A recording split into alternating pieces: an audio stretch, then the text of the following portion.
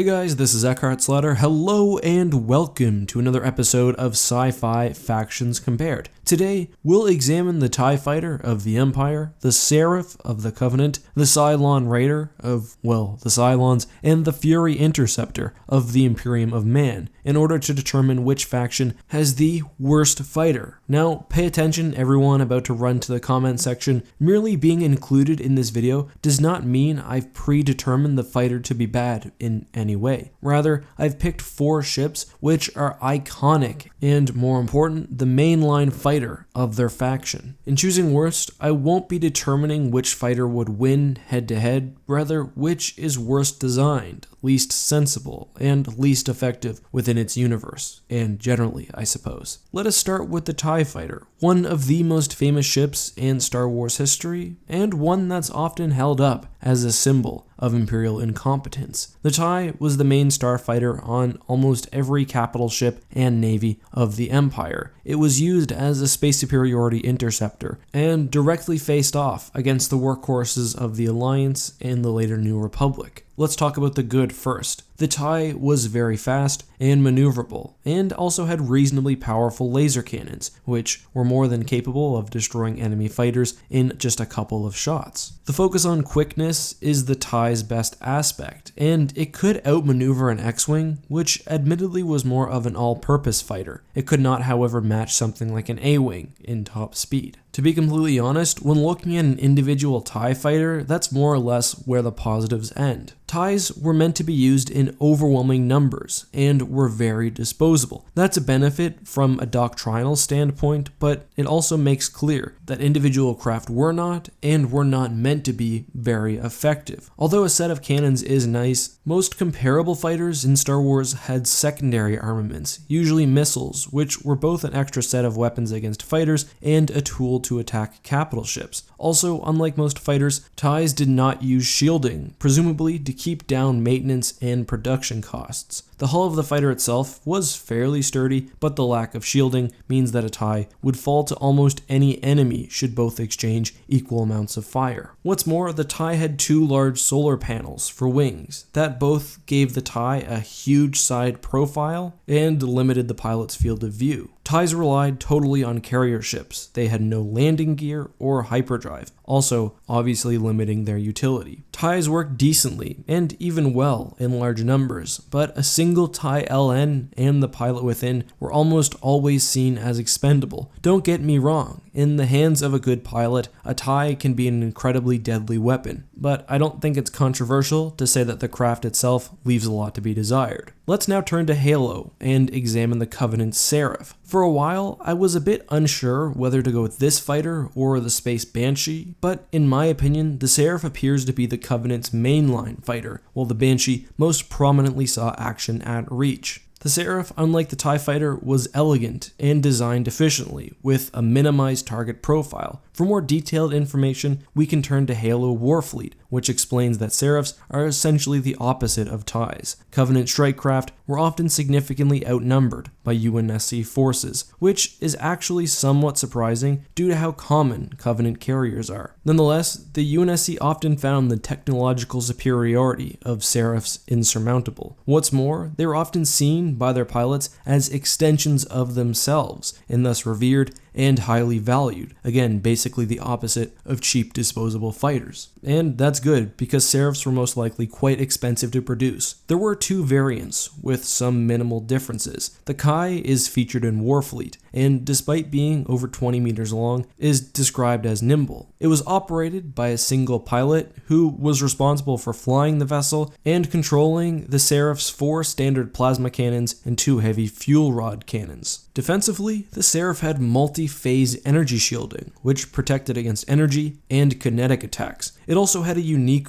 auto-repairing hull, which would identify damage on the craft, remodeling the hull itself on the fly and mid-battle to compensate for systems failures, instabilities, and loss of aerodynamics. Seraphs were easily able to outgun, outfly, and outlast UNSC longswords, and could attack fighters or capital ships. As I alluded to earlier, there are two Seraph variants. The Mazaram seems to be more advanced than the Kai, which is what we've been discussing so far, with an articulated tail and impulse drive providing greater maneuverability, as well as wider spread weapons with a greater firing arc. Next up is the Cylon Raider, and specifically, we'll take the Raider as it existed during the Second Cylon War in the new Battlestar Galactica series. Cylon Raiders are the only biomechanical fighter on this list. Rather than being manned by a distinct living pilot, they have a downloaded personality, which, along with a variety of both machine and organic parts, control the craft. This will be key to examining the ship and placing it on the list. Notably, a Raider's minds were salvaged after death, if near resurrection ships, and placed within new bodies, allowing individuals, and I use that term loosely, as Raiders, though sentient, weren't near human levels of intelligence, to study tactics and to learn. However, the tactics and abilities of a single Raider were often pretty basic, and good colonial pilots, even though sporting less technically impressive fighters, could usually take down a Raider in single combat. And like TIEs, Raiders were best deployed in large numbers. That being said, sometimes Raiders would develop especially deadly personalities, the best example of this being Scar, who individually destroyed whole Viper patrols with advanced hit-and-run tactics. The only way to destroy this, or really any type of Raider, for good, is to kill it away from a resurrection ship or hub. The lack of a full cockpit makes the Raider a small target. At only 9 meters long and quite narrow, it was significantly harder to hit than a TIE or a Seraph. They nonetheless packed powerful weapons, including a pair of kinetic energy weapons, which could tear apart colonial ships, and a set of missile launchers with various ordnance loadouts, allowing Raiders to even challenge larger ships with nuclear weapons. Finally, we have the Fury Interceptor, the main fighter for the Imperium of Man in the 40k universe. Unfortunately, being 40k, we know less than we'd like about the Fury specifications. Making matters worse, the Fury also came in many different sub-variants, which varied in both size and weaponry. Nonetheless, I'll do my best to try to give a good idea of how effective the fighter was. Although again there was some variation, Furies were large, closer in size to a Seraph or larger than a Raider or TIE fighter. It's also the only ship on this list to use a multi-man crew, which, along with its K-Wing style weapon racks, make it closer to a gunship perhaps than a standard fighter. Furies were manned by at least a pilot and gunner, but with room for a navigator and a secondary gunner. The weapon loadout itself was variable depending on the mission, giving the craft some nice versatility and allowing it to operate effectively in many different roles. Lore-wise, there's really not much else to say, so I've collected some quotes from Warriors of Ultramar, where the Fury Interceptor is featured heavily. One thing these quotes do show us is that the actual pilots within the Fury are vulnerable, especially as the ship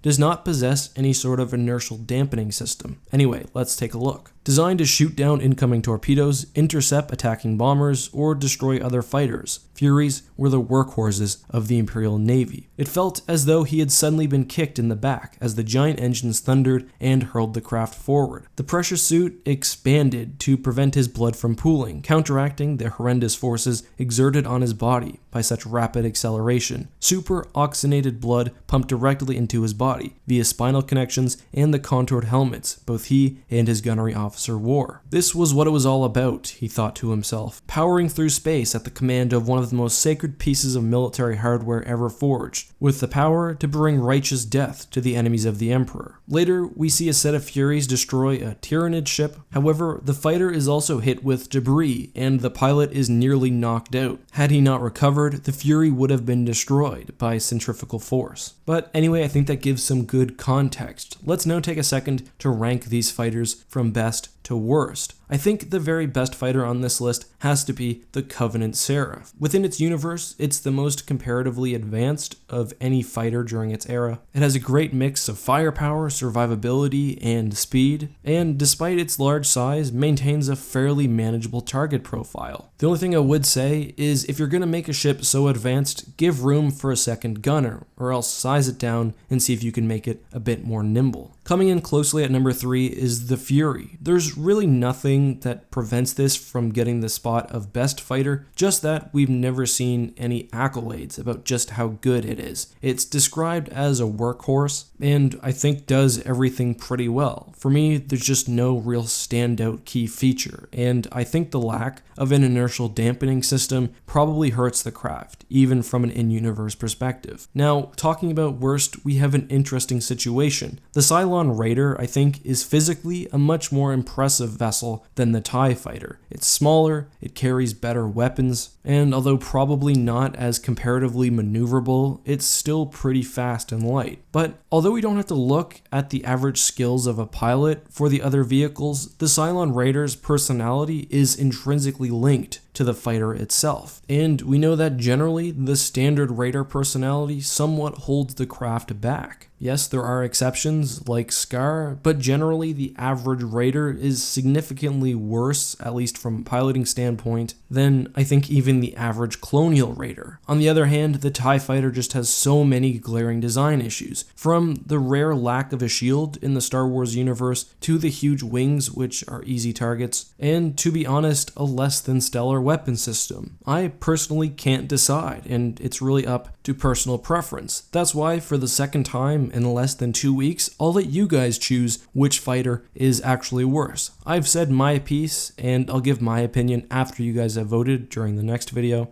But I want to see what you guys think. Which fighter was worse, the TIE or the Cylon Raider? Let me know by voting in the upper right hand corner. Now, before I leave, I also want to address the question of the day. And today's question comes from Thomas on yesterday's video, who asks, what would have Tarkin accomplished had he not died on the Death Star 1? And I also saw someone ask another question, but unfortunately I can't find whether it was deleted or whether it just got hidden under other comments. But that one also specifically asked, what rank would he have achieved? And rank structure within the Imperial government was certainly a little weird, especially with how the military and civilian life often kind of rubbed together very closely. Grand Moff was a civilian position, for example, but Grand Moffs also had access to large oversector fleets. So Tarkin was the first of the Grand Moffs, and Grand Moffs basically had control over large sectors of space. Zinj, for example, was a Grand Moff of the Quelli Oversector, which is why he had so many resources and could establish himself as a warlord